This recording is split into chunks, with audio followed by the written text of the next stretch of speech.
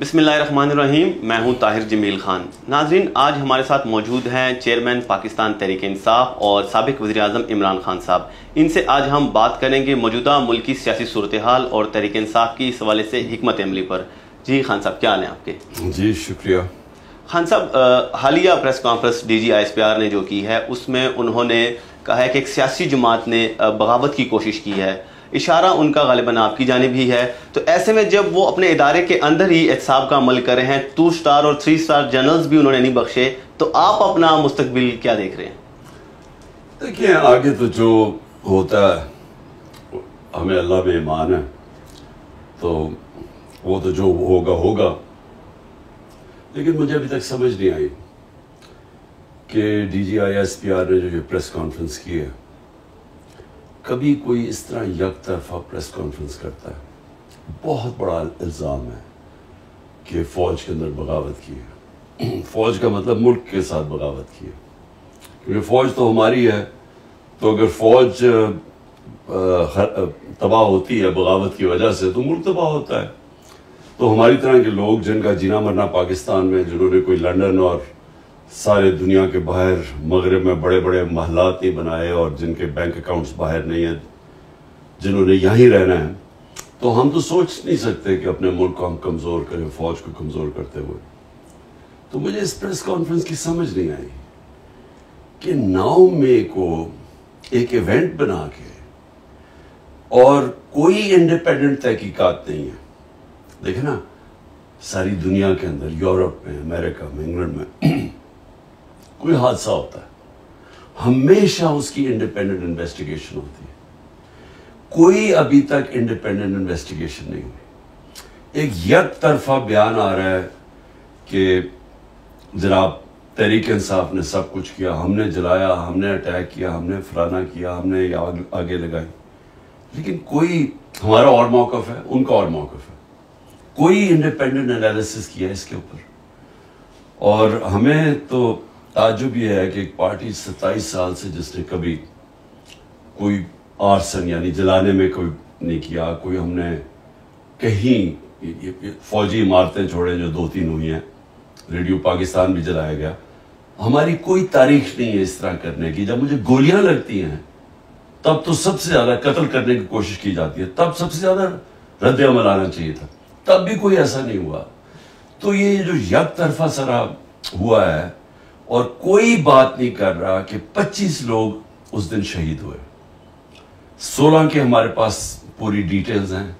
جو باقی 9 ہیں ان کے لوگ اتنے ڈرے ہوئے ہیں کہ ہمیں وہ بتا نہیں رہے، یعنی وہ چھپے ہوئے انڈر گراؤنڈ چلے گئے.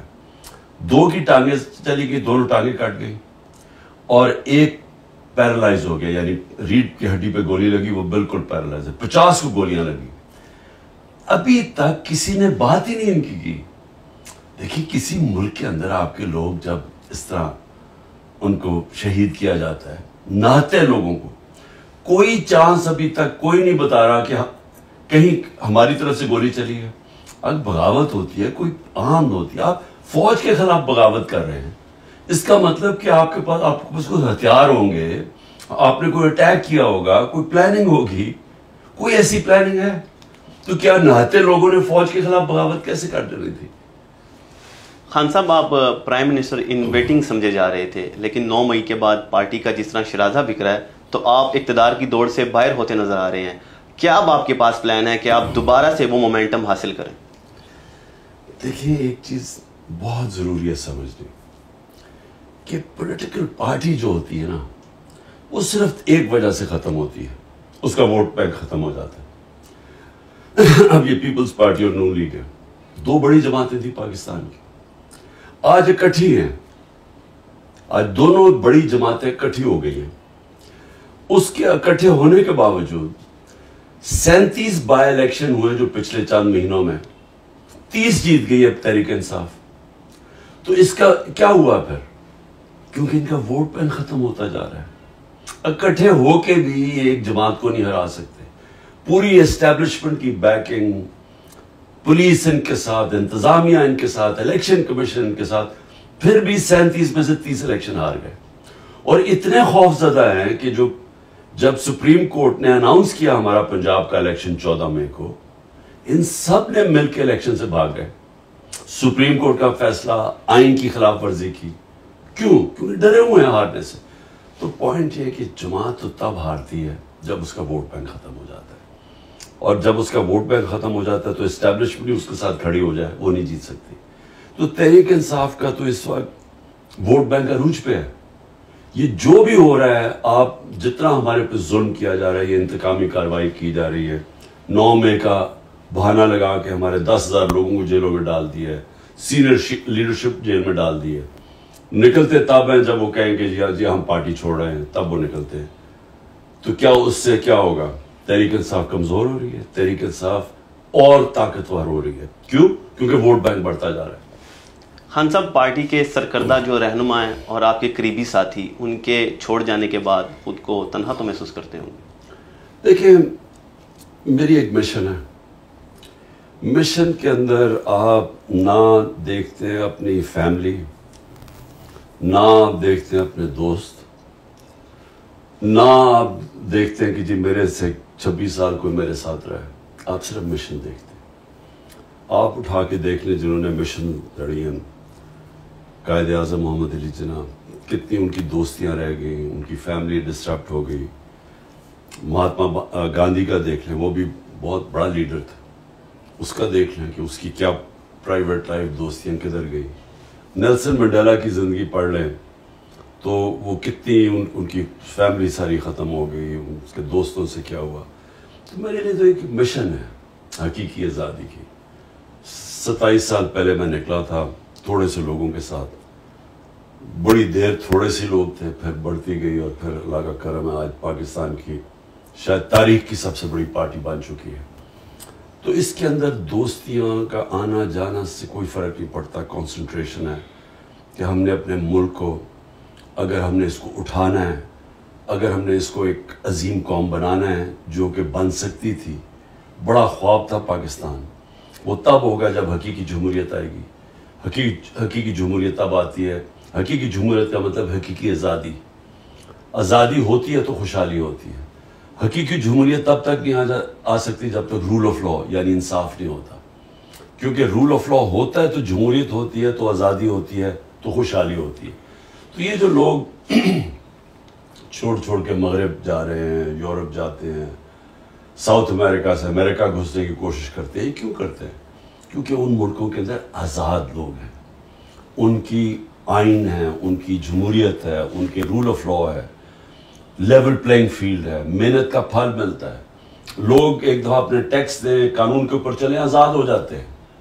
ہمارے ملکوں کے اندر بدقسمتی سے ایک چھوٹا سا طبقہ ہے، وہ سارے ملک کے وسائل کنٹرول کر کے بیٹھا ہوا ہے، وہ آزاد نہیں ہونے دیتا. اور یہ جو سارے میرے خلاف جو جمع ہوئے ہیں 14 پارٹیز، اسٹیبلشمنٹ، یہ کیوں ہیں؟ کیونکہ یہ سب ڈرے ہوئے ہیں اس ملک میں حقیقی آزادی سے. حقیقی آزادی کا مطلب کہ یہ جو سارے قبضہ کر کے بیٹھے ہوئے وسائل کے اوپر اور قانون کے اوپر بیٹھے ہوئے ہیں، تو ان کو خطرہ ہے. خان صاحب، آپ کے پرانے دوستوں کی نئی جماعت استحکام پاکستان پارٹی کو کس نظر سے دیکھ رہے ہیں آپ؟ دیکھیں، کبھی بھی پاکستان کی تاریخ میں کوئی آرٹیفیشل پارٹی چلتی نہیں ہے. زندگی میں کوئی شارٹ کٹ نہیں ہوتا. یعنی میں اگر یہاں تک پہنچا ہوں تو 27 سال کی سٹرگل ہے. 14 سال کی، جس طرح میں نے کہا تھوڑے سے لوگ تھے ساتھ، مذاق اڑتا تھا. آہستہ آہستہ پبلک کے اندر اس کی جڑیں گئیں، اس کا نظریہ گیا، اور آج سب سے بڑی اللہ کا کرم ہے جماعت ہے. لیکن کسی کا خیال ہے کہ اس طرح کی جماعت بنا دو اور ادھر ادھر سے لوگ توڑ کے لے آؤ، تو اس کی پبلک میں تو کوئی روٹس ہے ہی نہیں. خان صاحب، پاکستان کی سیاست میں فوج کے کردار کے کس حد تک آپ قائل ہیں؟ کس حد تک فوج کا کردار ہونا چاہیے اور ہونا چاہیے بھی یا نہیں؟ آپ کا کیا موقف ہے اس بارے میں؟ دیکھیں، ہمارا ایک ملک ایوالو کر رہا ہے. 75 سال کی ہماری زندگی ہے. ہمارا ملک کیسے شروع ہوا تھا؟ ایک سیکیورٹی سٹیٹ. کیوں؟ ہمیں خوف تھا. ایک دم آتے ساتھ ہی 47 میں آزادی ہوئی، 48 میں جنگ ہو گئی کشمیر کے اوپر. اس کی وجہ سے ایک خوف آ گیا کہ ہم 7 گنا بڑا ملک ہے ہمارا ہمسایہ، اور وہ ہمیں مانتا ہی نہیں ہے. وہ ہمسائے کا خیال تھا کہ پاکستان زیادہ دیر رہے گا نہیں، اور یہ پھر ضم ہو جائے گا ہندوستان میں. اس خوف کی وجہ سے ہماری سیکیورٹی اسٹیٹ اور قوم اپنی فوج کے ساتھ کھڑی ہو گئی, اور قوم یہ سمجھتی تھی کہ فوج کی ہمیں بہت ضرورت ہے. تو وہ ہوتا ہوا ایسے کہ فوج نے 3 دفعہ ڈائریکٹ مارشل لاز لگائے حکومت کی, اور جب نہیں بھی مارشل لا تھے تو فوج اندر ایک سسٹم کے انٹرنچ ہو گئی. میرا پوائنٹ یہ ہے کہ آگے جب ہم پڑھ رہے ہیں, کوئی بھی جو پرماننٹ چیز ہوتی ہے نا, وہ ہوتی ہے چینج. آپ اگر وقت کے ساتھ نہیں بدلتے, ٹائم کسی کی انتظار نہیں کرتا, آپ کو پیچھے چھوڑ دیتا ہے. آج اگر ہم اپنا ہندوستان سے موازنہ کریں, اور جو ابھی ہندوستان کی اور امریکہ کا جو معاہدے ہوئے ہیں, اور جس تیزی سے اب ہندوستان آگے بڑھ رہا ہے, اور جس تیزی سے ہم نیچے جا رہے ہیں, تو ہمیں آج ہی سوچنا چاہیے کہ اگر ہم نے اپنے آپ کو بدلا نہ, تو ہمارا مستقبل اب خطرے میں ہے. کیونکہ جو ہندوستان کی یہ جو بی جے پی یا RSS کی جو نظریہ آئیڈیالوجی ہے, یہ پاکستان کو تسلیم نہیں کرتی, اور یہ پوری کوشش کرے گی کہ اگر انہوں نے یہ دیکھا جس طرح ہم کمزور ہوتے جا رہے ہیں, تو وہ گرتی ہوئی دیوار کو ایک دھکا اور دو, وہ ضرور کریں گے. وہ ہمیں اور کمزور کریں گے, کیونکہ وہ نریندر مودی کا بڑا ایک تکبر بھرا ہوا بیان آیا ہے کہ پاکستان تو اپنے بوجھ کے اندر ہی گر رہا ہے, ہمیں تو اس کی پرواہ نہیں کرنی چاہیے. لیکن وہ پرواہ کر رہے ہیں, وہ کریں گے پاکستان کو اور کمزور. تو ہمیں تو اپنے آپ کو اگر ہم نے نہ بدلا, ہم نے ایک اپنے آپ کو ایک حقیقی طور پہ جمہوریت اور رول آف لا نہ لے کے آئے پاکستان میں, تو مجھے افسوس سے کہنا پڑتا ہے کہ جو اب حالات ہیں, اگر اسی طرح ہم چلتے رہے, اس کا تو کوئی مستقبل نہیں ہے. خان صاحب, پاکستان میں میڈیا کی آزادی کو آپ کس نظر سے دیکھ رہے ہیں, اور کس حد تک میڈیا کی آزادی کے آپ قائل ہیں؟ دیکھیں, جمہوریت کیا ہے؟ جمہوریت ہے آزادی. جمہوریت کیوں ہم چاہتے ہیں؟ کیونکہ ہمیں آزاد کر دیتی ہے. کیوں جو ملک جمہوریت جن میں آ جاتی ہے وہ کیوں تیزی سے ترقی کر جاتے ہیں؟ کیونکہ وہ لوگ آزاد ہو جاتے ہیں. ایسٹ اور ویسٹ یورپ دوسری جنگ عظیم کے بعد آدھا غلامی میں چلا گیا, ایک ٹوٹیلیٹیرین سٹیٹس بن گئی, آزادی ختم ہو گئی. اور جو آدھا یورپ تھا, ویسٹرن یورپ, آزاد ہو گیا. 50 سال کے بعد جو آزاد یورپ تھا وہ خوشحال ہو گیا, اوپر چلا گیا. جو غلام تھا وہ نیچے رہ گیا. ایسٹ جرمنی, ویسٹ جرمنی, جو آزاد تھا, جو جمہوریت تھی, ویسٹ جرمنی وہ اوپر چلا گیا, ایسٹ جرمنی پیچھے رہ گیا. ساؤتھ کوریا, نارتھ کوریا میں ڈکٹیٹرشپ آ گئی, ساؤتھ کوریا جمہوریت آ گئی, وہ اوپر چلا گیا اور وہ پیچھے رہ گیا. تو ہمیں یہ پتہ ہے کہ جمہوریت اور آزادی ساتھ ساتھ جاتے ہیں, اور اس کے لیے آزاد میڈیا بہت ضروری ہے. جب آپ میڈیا آزاد ہوتا ہے, وہ تنقید کرتا ہے. ایک سسٹم, جب ایک سسٹم میں آپ تنقید کرتے ہیں, وہ اس میں اصلاحات کی چانس ہوتی ہے. جب آپ تنقید ختم کر دیتے ہیں, سسٹم ختم ہو جاتا ہے.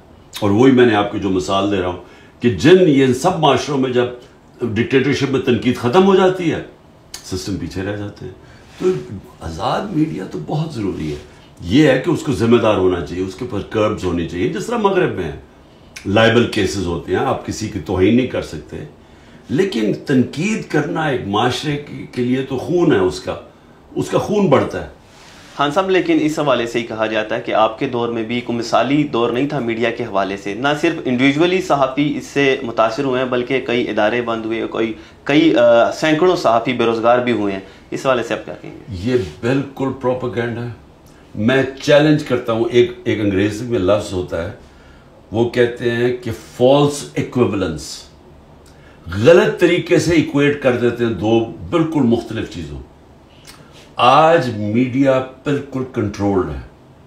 آپ آج عمران خان کا ٹی وی پہ نام نہیں لے سکتے, جو ملک کی سب سے بڑی پارٹی ہے اور جس کی ریٹنگ 70 to 80% ہے ایک جمہوریت کے اندر. کیسے ہو سکتا ہے کہ میڈیا پہ آپ اس کو دکھانے نہیں دے رہے؟ اس کا مطلب میڈیا تو ختم ہو گیا. آج تو ٹوٹل سینسرشپ ہے. حکم ملا ان کو کہ نہ عمران خان نہ تحریک انصاف کا موقف نہیں ٹی وی پہ آ سکتا. ہمارے زمانے میں 2-3 انسیڈنٹ ہوئے. اس کے پیچھے اس وقت کیونکہ ہم جنگ سے نکل گئے تھے, وار آن ٹیرر سے, تو وہ سیکیورٹی یہی فوج نے 2-3 لوگوں کے اوپر ایکشن لیا تھا. میری گورنمنٹ نے کسی کے اوپر ایکشن لیا, اور ایک جگہ مطیع اللہ جان کو اٹھایا گیا تھا، ہمیں پتہ چلا، اگلے دن ہم نے اس کو چھڑوایا. یعنی ہمیں اب 4-5 ہمارے بڑے صحافی ملک سے باہر چلے گئے ہیں. ایک کو ملک سے باہر گیا، اس کو قتل کروایا، ارشد شریف کو. اس وقت عمران ریاض 1.5 مہینہ ہو گیا، اس کا پتہ ہی نہیں کدھر ہے، اور عدالت کہہ رہی ہے اسے پیش کرو، اس کا پتہ نہیں ہے. 4-5 سینئر صحافیوں کو مارے پڑوائی ہیں. آپ تو کچھ کمپیئر ہی نہیں کر سکتے ہمارے دور اور اس دور کو. یہ تو مارشل لاء میں اتنے برے حالات نہیں تھے جو آج ہیں. خان صاحب، دنیا ایک بار پھر 2 واضح بلاک میں تقسیم ہو چکی ہے. ایک طرف جہاں امریکہ اور اس کے اتحادی یورپی اور دیگر اقوام ہیں، تو دوسری جانب روس، چین اور ایران سمیت کچھ دیگر ممالک ہیں. آپ پاکستان کا مستقبل کس بلاک کے ساتھ دیکھ رہے ہیں؟ دیکھیں، پاکستان کو کسی بلاک میں نہیں شامل ہونا چاہیے. میں اصل میں ہمارے ہیں تو مخالف، لیکن میں ہندوستان کی فارن پالیسی کو بڑی میچور اور بڑی ذہین فارن پالیسی سمجھتا ہوں. ہندوستان نے اپنے آپ کو نان الائنڈ رکھا، مطلب کہ ہم کسی بلاک میں نہیں ہیں. جب کولڈ وار تھی اور ہم بلاکس میں چلے گئے، اور اس کے انہوں نے سب سے اپنے تعلقات رکھے، امریکہ سے بھی رکھے، روس سے بڑے کلوز تعلقات تھے. اب چین سے ہے تو ان کی تھوڑی آپس میں کانفلکٹ ہے، لیکن چین کے ساتھ ان کی اربوں ڈالر کی ٹریڈ ہے، تجارت چین سے بھی کر رہے ہیں. روس سے سستا تیل لے رہے ہیں. امریکہ کے ساتھ ابھی وہ الائنس کر لی ہے کہ ہر قسم کا انہوں نے کبھی اس طرح کی اسٹریٹجک الائنس، اکنامک، ٹیکنالوجی، جس طرح کی وہ الائنس کی ہے. تو پاکستان کدھر کھڑا ہے آج؟ ہمیں اپنا سوچنا چاہیے نا. ہم پہلے پھنس گئے جا کے ایک بلاک میں، امریکہ کی ہم خدمت کرتے رہے. اس کے بعد جب ہمیں ضرورت ہوتی تھی تو امریکہ ہمیں استعمال کرتا تھا، اور ہم وہ استعمال ہوتے تھے. افغان جہاد میں ہم استعمال ہوئے، جب ٹیشو پیپر کی طرح استعمال کر کے پھینک دیا گیا. پھر وار آن ٹیرر میں استعمال ہوئے، پھر وہ ختم پھینک دیا گیا. تو یہ تو ہمارا اپنا قصور ہے. ایک خوددار فارن پالیسی ہونی چاہیے، غیرت ہونی چاہیے، قومی غیرت، ایک اپنے پیر پہ کھڑا ہونا چاہیے. ہمیں اب سب سے اچھے تعلقات رکھنے چاہیے. ہمیں امریکہ سے بھی اچھے رکھنے چاہیے، چین سے بھی، روس سے بھی، سب سے. کیونکہ ہمیں تو ایک امن چاہیے پاکستان میں. ہمیں کسی کی جنگ کے اندر شرکت نہیں کرنی چاہیے. میرا بالکل موقف ٹھیک تھا کہ روس اور یوکرین کے بیچ ہمیں نیوٹرل رہنا چاہیے. اس گورنمنٹ نے آ کے یوکرین کا ساتھ دینا شروع کر دیا، اور پھر کہتے ہیں جی روس نے ہمیں سستا تیل نہیں دیا. تو یہ تو ہمارا اپنا، ہمیں کیوں ضرورت ہے؟ کیا کوئی ہماری کانفلکٹ میں شرکت کرتا ہے؟ ہمارا اب کشمیر کا مسئلہ بنا ہوا ہے. انہوں نے، ہندوستان نے یونائٹڈ نیشنز کی سیکورٹی کاؤنسل ریزولوشن کو باہر پھینک کے ان کی سٹیٹوٹ ختم کر دیے. 5 اگست 2019 میں. کیا کسی نے ہماری مدد کی ہے؟ کوئی ہمارے لیے بولا ہے؟ تو ہم کیوں کسی کی جنگوں میں شرکت کریں؟ خان صاحب، آپ امریکہ پر الزام لگاتے تھے اپنی حکومت کے خاتمے کا، آپ آج بھی سٹینڈ کر رہے ہیں اس الزام پہ؟ دیکھیں، جو حقیقت ہے وہ تو ہے نا حقیقت، کہ ایک 6 مارچ کو میرے پاس ایک سائفر آتا ہے، کوڈڈ میسج، سیکرٹ میسج اپنے امبیسڈر سے واشنگٹن میں، اسد مجید سے، کہ ان کو ایک American under secretary of state نے کہا کہ عمران خان کو اگر تم نہیں ہٹاؤ گے ووٹ آف نو کانفیڈنس میں، تو ہم تمہارے لیے، پاکستان کے لیے کانسیکوینسز ہوں گے. تو یہ تو حقیقت ہے، کیونکہ وہ سائفر تو میں نے اس میں بھی کیبنٹ میں رکھا، نیشنل سیکورٹی کاؤنسل میں رکھا، کہ ہمارے ملک کی توہین ہے یہ، کہ ایک دوسرے ملک کا ایک آفیشل کہہ رہا ہے کہ ملک کے الیکٹڈ پرائم منسٹر کو ہٹا دو. تو وہ تو فیکٹ ہے. لیکن بعد میں ہمیں جب چیزیں آہستہ آہستہ پتہ چلی، ایک فائرہ ہے انگلینڈ کے اندر، امریکہ کے اندر، جس کے اندر آپ کو رجسٹر کرنا پڑتا ہے. کوئی بھی فورن لابسٹ ہو اس کو رجسٹر کرنا پڑتا ہے. کسی ملک سے اگر کوئی لابی کر رہا ہو تو اس میں پتہ چلا کہ حسین حقانی کو ہم نے $30,000 دیے تھے، اور جنرل باجوہ نے اس کو پیسے دلوائے تھے اپنے لیے لابی کرنے کے لیے میرے خلاف، کہ عمران خان اینٹی امریکن ہے. تو یہ یعنی سازش تو ادھر سے شروع ہوئی، تو ادھر اس کے بعد ادھر سے سائفر آیا. خان صاحب، ایک تاثر عام ہے کہ آپ کے دور میں آپ پاکستان میں چینی منصوبوں پر تحفظات رکھتے تھے. آج کی تاریخ میں سی پیک پر آپ کا کیا موقف ہے؟ دیکھیں، پہلے تو یہ بالکل ہی غلط ہے. ہمیں بلکہ الٹا کہا جا رہا تھا. جنرل باجوہ ہمیں کہتا رہتا تھا کہ تم بہت زیادہ چائنا کی طرف چلے گئے ہو، امریکہ ناراض ہو جائے گا. ہمیں تو وہ الٹا کہتا تھا. تو ہمارا تو یہ ہے کہ چائنا ہمارا 70 سال پرانا دوست ہے، اور چائنا ہمارے ساتھ ہر اچھے برے وقت میں کھڑا ہے، اور ہمیں ہمیشہ چائنا سے تعلقات ہمارے اس لیے اچھے ہونے چاہیے کہ فیوچر میں چائنا ایک وہ پاور نکل رہی ہے، اکنامک پاور، میرے نہیں خیال میں اس کا کوئی مقابلہ کرے گا. تو ہمیں تو ان سے ہر قسم کی ہیلپ کی ضرورت ہے چائنا سے. سو ہمیں ہم نے تو پوری کوشش کی کہ ہمارے تعلقات بہتر ہوں. بدقسمت 2 سال کووڈ-19 آ گیا، کووڈ-19 کی وجہ سے 2 سال چائنا بند ہو گیا. تو اس سے ہماری جس رفتار پہ ہماری پروگریس ہونا تھا، اور سی پیک پہ بھی، لیکن وہ بھی میں سمجھتا ہوں کہ ہم نے اس کے باوجود ہم نے بڑی تیزی سے آگے بڑھ رہے. لیکن سر واقفان حال تو کہتے ہیں کہ چائنا کا جو ٹلٹ ہے وہ شریف برادران کی جانب زیادہ ہے بجائے آپ کے. کوئی تو وجہ ہوگی اس کی؟ میں نہیں جانتا کہ یہ دیکھیں یہ پروپیگنڈا ہے. کون یہ فیصلہ کرے گا کہ ٹلٹ زیادہ ہے؟ یعنی کیا ثبوت ہے اس کا؟ کیا انہوں نے 14 مہینے میں یہ جب سے آئے تو کون سا مارکا مار دیا؟ بتائیں چائنا سے کیا کیا انہوں نے، وہ بتائیں انہوں نے کوئی کام کیا جو ہمارے زمانے میں نہیں ہوا. یہ سمجھیں کہ چائنا کا جو فورن منسٹر تھا، میری نو کانفیڈنس موشن جب انہوں نے درج کیا اسمبلی میں، تو جب میں نے OIC کانفرنس کی تو چائنا کا foreign minister specially as a guest آیا. تو وہ کبھی اس طرح آتا ہے کہ اگر تعلقات ٹھیک نہ ہو، اور OIC کے سارے ملک کبھی آتے ہیں آپ کے، اگر سعودی عربیہ اور ایران اور جس بڑے مسلمان ملک ہیں یہ نہ چاہیں، نہیں تو OIC کانفرنس تو نہیں ہو سکتی. تو 4 مہینے میں 2 تو OIC کانفرنسز ہوئی ہماری، ان میں اٹینڈ کرتا ہے آگے چائنا کا فورن منسٹر. تو یہ کدھر سے کہتے ہیں کہ یہ تعلقات ٹھیک نہیں تھے؟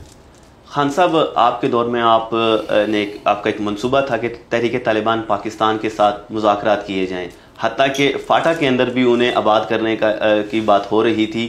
آج کے بھی آپ کا موقف وہی ہے باوجود اس کے کہ وہ ہماری اسٹیٹ کو ہی تسلیم نہیں کرتے؟ دیکھیں، گورنمنٹ چینج ہو جاتی ہے افغانستان میں، طالبان کی حکومت آ جاتی ہے. طالبان کی حکومت کہتی ہے کہ جو TTP افغانستان میں بیٹھ کے پاکستان میں واردات کر رہی تھی، وہ ان کو کہتے ہیں کہ جی اب آپ پاکستان واپس جائیں. اب جب وہ پاکستان ان کو واپس بھیجتے ہیں تو ہمارے پاس 2 چوائسز ہیں نا.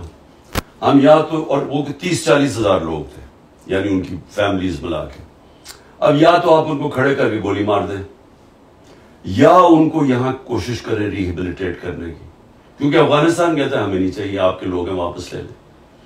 تو دیکھیں، جو عقل والی چیز تھی نا وہ یہ ہے کہ ان کو سیٹل کرتے ہیں، ہم ان کو ریہیبلیٹیٹ کرتے ہیں. یہ ساری دنیا میں ہوتا ہے. یہ جب بھی آپ کی یہ جو دہشت گردی کی جنگ ختم ہوتی ہے نا تو آخر میں مذاکرات پہ ہوتی ہے اور آپ پھر ریکنسیلیشن کرتے ہیں.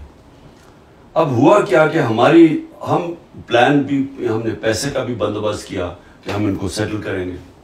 اتنے میں پتہ چلا جناب وہ ہماری گورنمنٹ چلی گئی، اور انہوں نے آ کے نہ ان کے پاس کوئی ٹائم تھا نہ ان کو سمجھ تھی. اس کے بعد جو ہماری ملٹری اسٹیبلشمنٹ تھی وہ لا گئی تحریک انصاف کو ختم کرنے کے لیے، اور وہ TTP کو بھول گئی.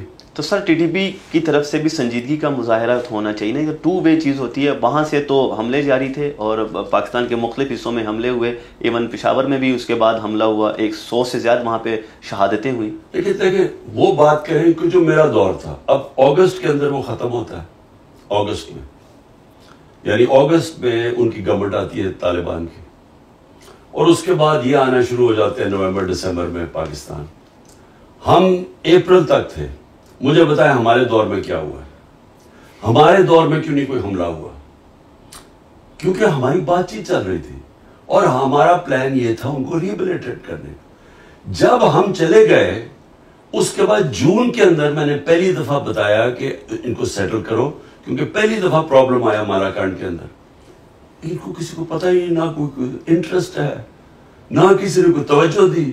تو دیکھیں اگر انہوں نے واپس ری سیٹل ہونا تھا تو وہ آسان تو نہیں تھا، لیکن آپ کے پاس دوسری چیز ہے پھر جنگ شروع کر دیں. تو اب تو ہمیں پتہ ہی نہیں ہے کہ کیا ہو رہا ہے. اب تو کسی کو اندازہ نہیں ہے کہ یہ کیا سٹیٹس ہے، یہ حکومت کیا کوششیں کر رہی ہے. کیونکہ بدقسمتی سے اس وقت ساری جو توجہ حکومت کی اور ملٹری اسٹیبلشمنٹ کی وہ تحریک انصاف کو ختم کرو. ہمارے اوپر پوری سرویلنس لگی ہوئی ہے، ہر جگہ لوگوں کو پکڑ پکڑ کے جیلوں میں ڈال رہے ہیں، 10,000 لوگ ہمارے جیلوں میں ڈال دیے. تو ان کی تو ساری توجہ ادھر ہی ہے. سیکیورٹی فورس ایک ہی وقت پہ کام کر سکتی ہے نا. تو تحریک انصاف کو ختم کرتے کرتے باقی سیکیورٹی کے اوپر ان کے پاس کدھر ٹائم ہے. خان صاحب، آپ نے اقوام متحدہ کی جنرل اسمبلی سے خطاب میں کہا تھا کہ پاکستانی پختون جو ہیں وہ افغان طالبان کے ساتھ ہمدردی رکھتے ہیں اور اس کی وجہ مذہبی سے زیادہ پشتون نیشنلزم ہے. اس سے آپ کی کیا مراد تھی؟ ہمارے دیکھنے اور سننے والوں کے لیے اس کی وضاحت فرمائیں. دیکھیں، جو آدھی آبادی ہے افغانستان کی وہ پشتون ہے، اور جو پاکستان میں یعنی 70% پشتون پاکستان میں رہتے ہیں، 65% کہہ دیں، اور 30 یا 35% افغانستان میں رہتے ہیں. ٹھیک، ان کی بڑی پرانی افیلیشن ہے، یعنی یہ صدیوں سے جاتی ہے. یہ پاکستان جو ڈیورینڈ لائن تھی نا بیچ میں، اس کو وہ مانتے ہی نہیں تھے.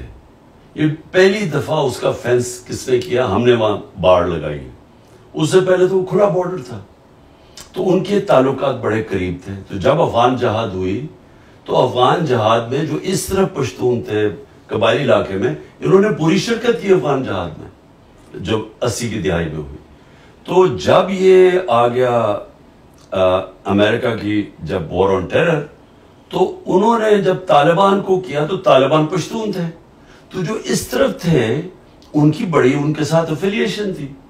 تو یہاں سے بھی لوگوں نے اس میں شرکت کی کیونکہ وہ ایک پرانی ان کی چلی جا رہی تھی.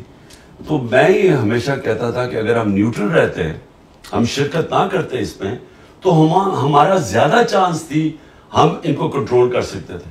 لیکن جب ہم فریق بن گئے تو انہوں نے پاکستان کو بھی اٹیک کرنا شروع کر دیا، اور جو اس طرف تھے وہ تحریک طالبان بن گئی، اور انہوں نے آ کے پاکستان کو کہا جی آپ کولیبریٹرز ہیں، انہوں نے پرو امریکہ کر کے ہمارے اوپر اٹیکس کیے. خان صاحب، آپ نے القاعدہ چیف کو بھی شہید کہا تھا، اس کی کیا وجہ تھی اور کیا آج بھی آپ اسے شہید سمجھتے ہیں؟ وہ تو اور طرح میں نے بات کی تھی، وہ غلط طرح یہ سمجھے تھے. میں نے کلیریفائی کر دی تھی بات میں. تو ابھی اگر آپ ریکارڈ کی درستگی کے لیے کلیریفائی کرتے ہیں اور آگے چلیں اور بات کریں. اچھا، آخری سوال آپ سے ذرا موجودہ تلخ صورتحال سے ذرا ہٹ کے ہے، اور وہ کرکٹ پہ ہے. ابھی چند مہینے میں 2 بڑے کرکٹ کے ٹورنامنٹ آ رہے ہیں. ایک ایشیا کپ ہے جو کہ پاکستان میں ہونے جا رہا ہے، اور اس کے لیے بھارت نے اپنی ٹیم بھیجنے سے انکار کر دیا ہے، جس کے بعد آدھے سے زیادہ جو میچز ہیں جو پاکستان نے ہوسٹ کرنے تھے پاکستان کے اندر، وہ سری لنکا منتقل ہو گئے ہیں.